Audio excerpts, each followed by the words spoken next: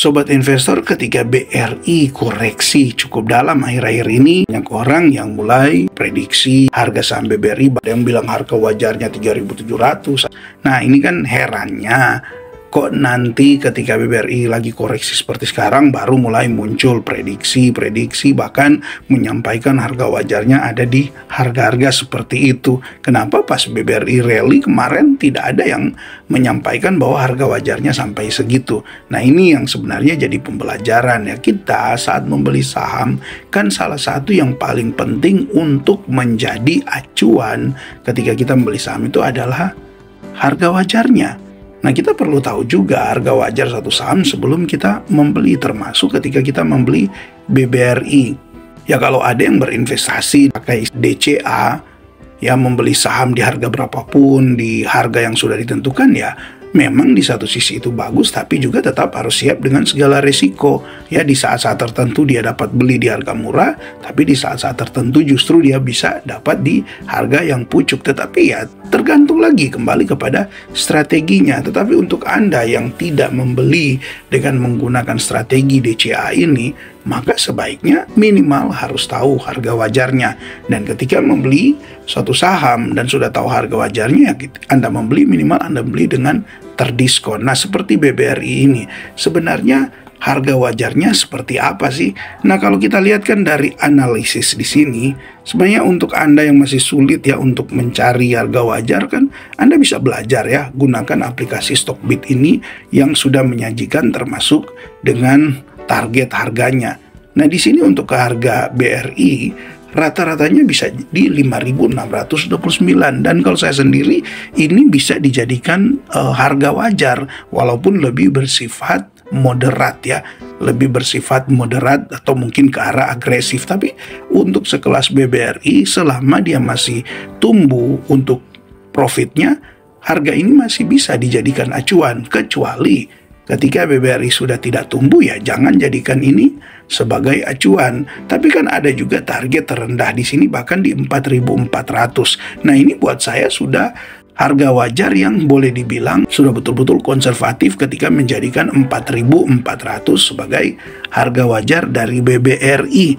Nah, maka sekalipun menggunakan 4.400 ini sebagai harga wajarnya, maka di harga sekarang ini 4.090 sebenarnya kan sudah terdiskon 10%. Sudah pakai hitungan harga wajar secara konservatif, masih lagi dapat diskon di 10%. Maka sebenarnya ini sudah sangat murah. Tapi bagaimana kalau saya beli dia turun lagi? Kan jadi tambah murah lagi. Makanya tinggal atur strategi bagaimana membeli. Ini sudah bisa dijadikan acuan ya sobat investor untuk berkaitan dengan harga wajarnya. Jadi setidaknya kalaupun kita berharap dia capai ya paling tinggi di harga wajar secara moderat, bahkan mungkin ke arah agresif kita tentukan di 5.600 ke atas, maka kan sebenarnya peluang keuntungan yang bisa kita dapatkan di sini di membeli di harga sekarang ini sudah minimal itu 3-40%. Itu plusnya capital gain, belum lagi ditambah dengan dividen. Sekalipun tentu ya tetap akan diulang-ulang ya, bagi sebagian orang dividen itu kurang menarik. Tetapi kan kurang menarik kalau dipandang dalam jangka waktu yang pendek. Tapi kalau dalam jangka waktu yang panjang, menilai juga dari segi keamanan, menilai juga dari segi ketenangan, sebenarnya ya yang membeli saham-saham rutin membagikan dividen, dia akan lebih aman, lebih tenang dibanding dengan yang membeli saham-saham yang tidak membagikan dividen. Nah, di saat situasi lagi tidak bagus seperti sekarang ini, tentu bahkan untuk harga-harga saham rata-rata mengalami penurunan. Ya, tentu untuk saham-saham yang tidak membagikan dividen, bayangkan sudah turun 20-30% tapi tidak ada lagi pengaman dividen. Ya siap-siaplah untuk jadi gelisah menunggu untuk dia naik lagi ya. Kalau dia naik lagi, kalau ternyata saham gorengan tidak membagikan dividen, malah tidak mengalami pertumbuhan profit, ya tentu itu akan sulit untuk naik. Dan ya itulah yang bisa disebut nyangkut di seperti itu. Kalau di BBRI mau bilang nyangkut, ya nyangkut kalau kita salah menentukan time frame. Nyangkut kalau kita salah membeli, sudah beli di harga pucuk, bahkan time frame-nya saja hanya untuk hitungan bulanan. Ya itu jangan nyangkut. Nyangkut kan artinya ketika kita sudah mau jual, dan ternyata secara posisi kita lagi mengalami floating loss, itu nyangkut. Tapi kalau walaupun kita sedang floating loss, tapi kita memang belum mau jual, itu tidak nyangkut. Itu hanya butuh waktu saja, bersabar untuk dia kembali ke harga pembelian, bahkan mungkin bisa melewati itu dan kita bisa profit. Jadi pemahaman nyangkut kan kita juga bisa seperti itu. Nah, ketika kita kembali ke harga wajar BBRI, mari sobat investor kita lihat ya dari PE band. Karena kan biasanya yang sering kita tahu ya, untuk valuasi suatu saham itu yang paling sederhana itu salah satunya ini, lewat price earning-nya. Lewat price earning-nya itu menjadi salah satu ukuran apakah saham itu murah ataukah mahal ya. Nah, sobat investor, untuk 3 tahun bisa Anda lihat BRI sudah ada di terendahnya ya untuk 3 tahun. Untuk 5 tahun kita lihat.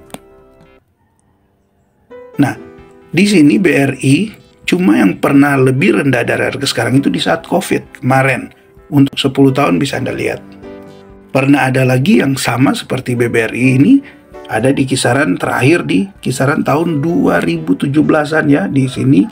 Ya bisa Anda lihat, oh masih di 2016-an di bulan Juli. Jadi sederhananya gini sobat investor. Kalau kita melihat dari PE band, ternyata kita diberi kesempatan untuk membeli di harga yang setidaknya sama dengan di 2016. Bukankah sebenarnya ini adalah kesempatan yang ditunggu-tunggu ya? Bisa dapat membeli di harga rendah untuk BRI, sementara secara kinerja dia masih terus tumbuh.